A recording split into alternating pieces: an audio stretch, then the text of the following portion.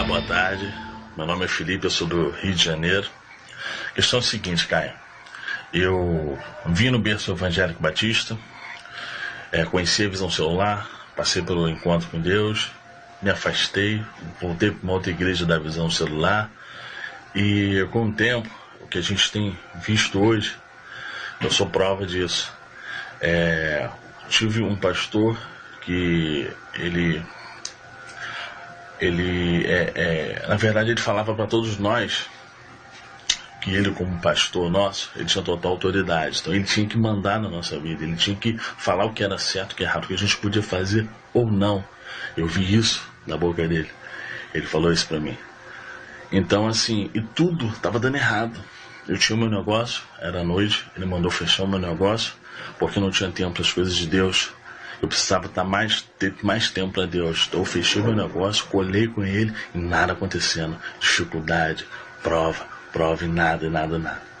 E aquilo, um cara que sempre costumava trabalhar, sempre ativo, sempre resolvi as minhas questões, sempre tive dinheiro, sempre corri atrás, sempre fui trabalhador. Numa situação daquela que eu falei, poxa, possível, Deus não quer isso para mim, Bruno. Tem alguma coisa errada nisso. Eu tô fazendo tudo que o pastor manda, tô fazendo tudo, tá tudo errado. Tá tudo errado na minha vida. E comecei a confrontar, a expor minha opinião, ter opinião, falei o que eu pensava, o pastor não concordou, me tirou de liderança, tirou de cargos na igreja, porque para ele isso era uma rebelião, ia contra o que ele ensinava, era rebelião. Então fui me afastando.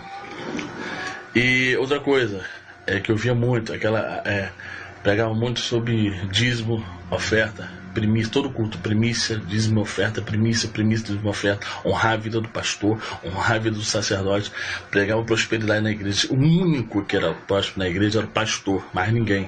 O pastor era uma prosperidade que saía pelo ladrão.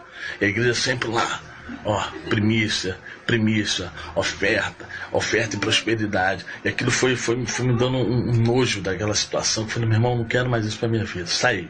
Hoje eu me encontro afastado do caminho de Deus. Igreja deixou de ser igreja há muito tempo. A igreja deixou de ser igreja.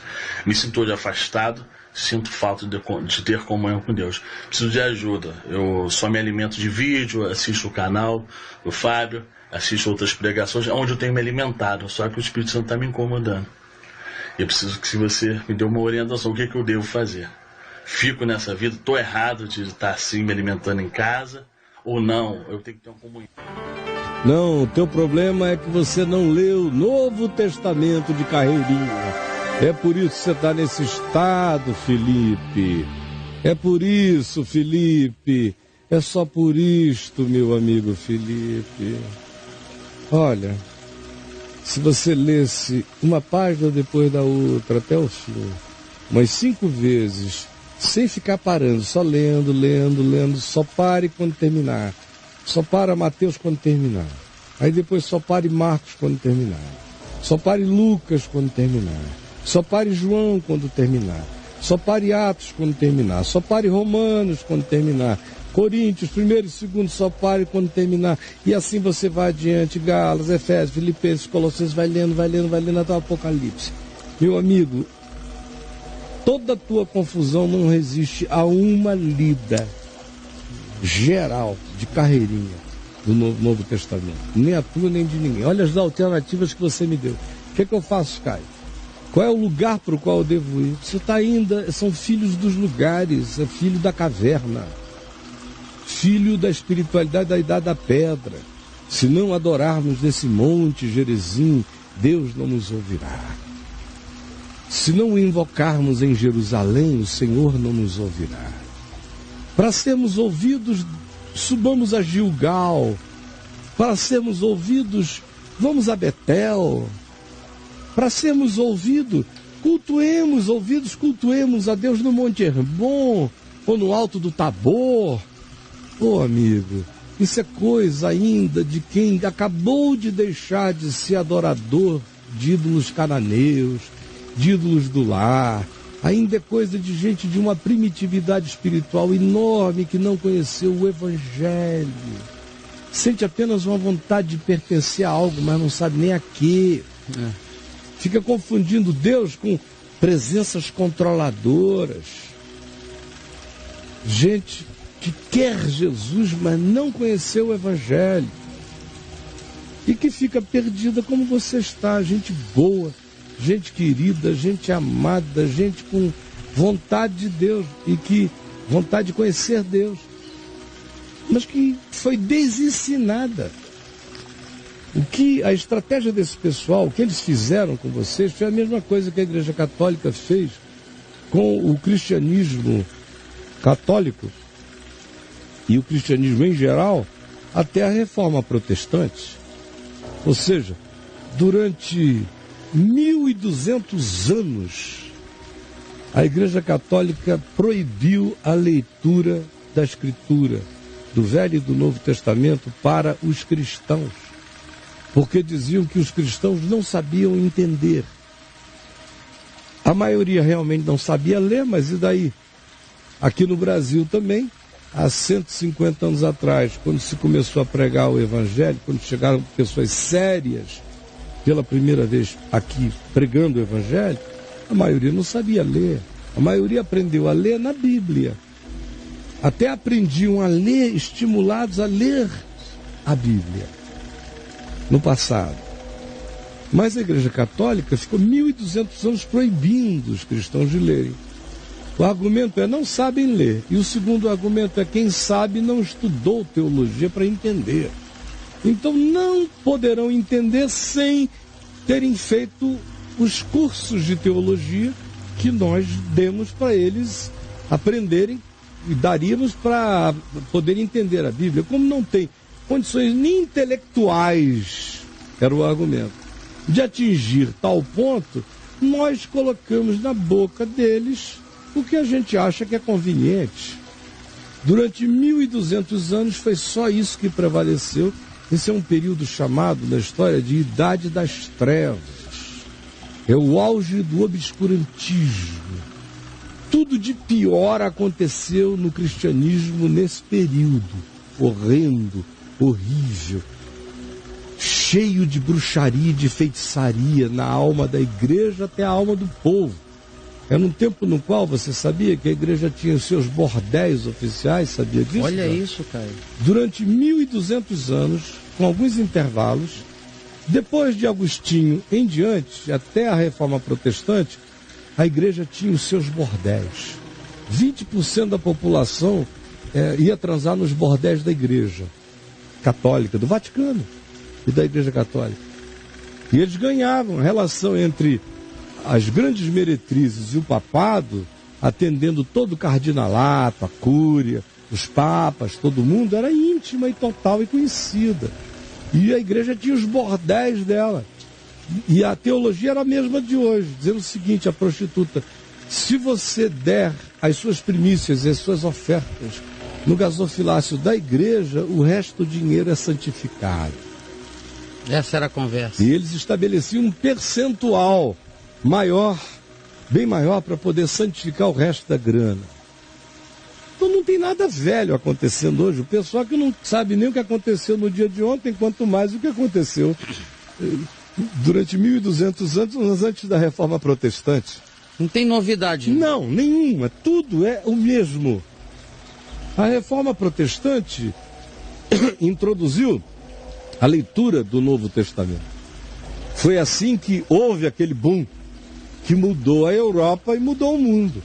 Inegavelmente, eu não tenho tempo aqui para dizer o que eu sei, penso, vejo que a Reforma Protestante criou no mundo, de bom e também de ruim.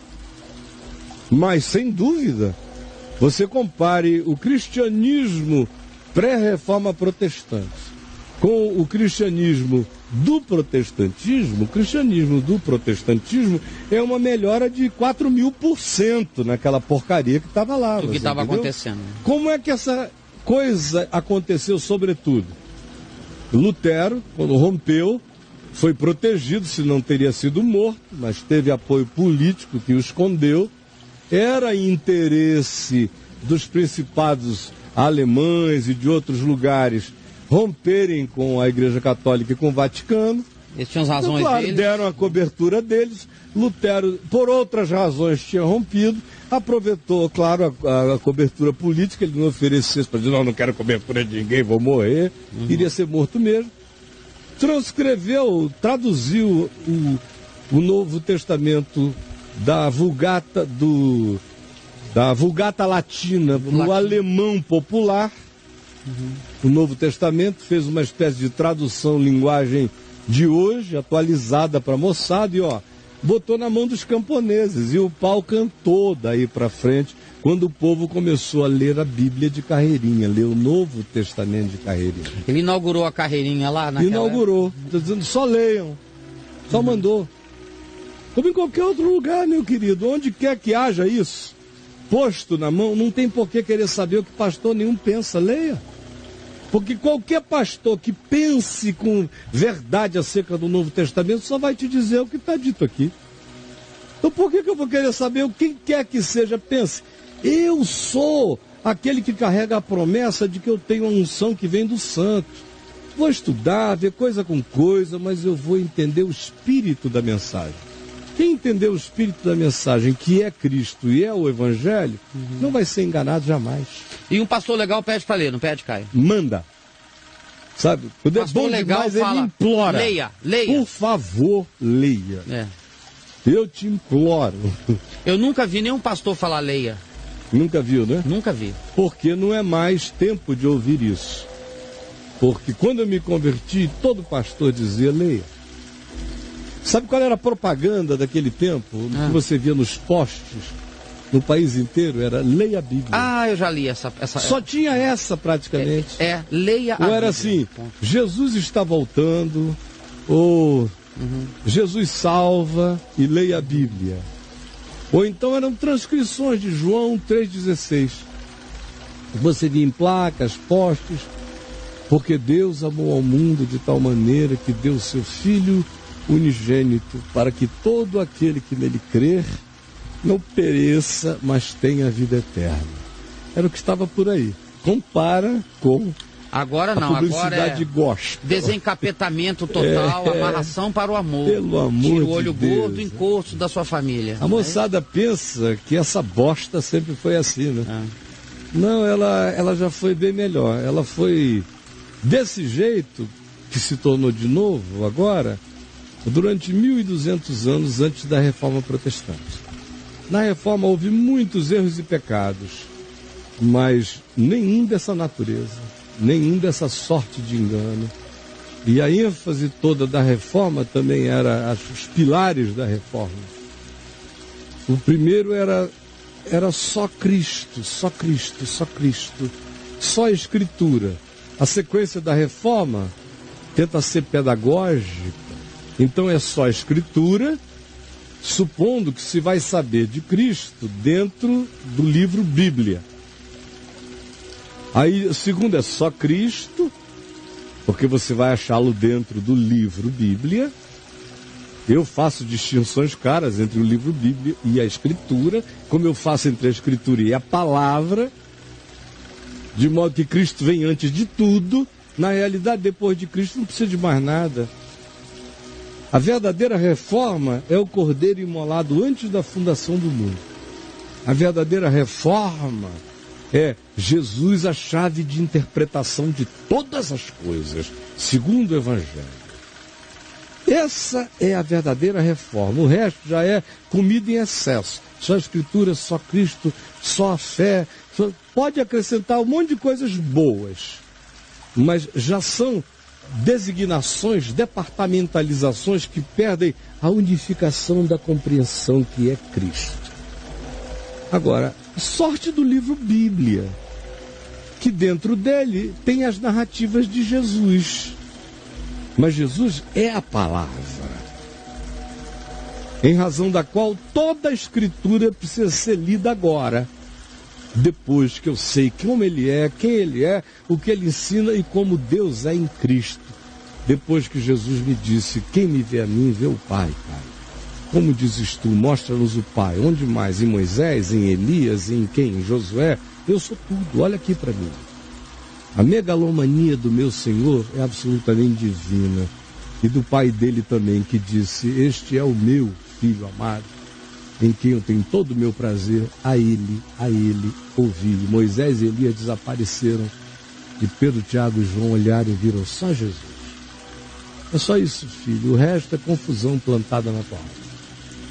Vamos lá. E não fica preocupado com um lugar para adorar, vai aprendendo a palavra, para com essa loucura. Leia a Escritura, o Novo Testamento de carreirinho, e leia o meu site, caiofabio.net, para tirar essa maluquice toda da cabeça. Procure lá o movimento G12, os 12, escreva isso lá nos campos de busca, você vai ler carta dessa de 15 anos atrás, sei lá de quanto tempo atrás, de gente que já vivia isso com horror imenso, mais do que você vive hoje, ficou livre dessa história. Milhares já ficaram livres disso. Beijo para você, tá?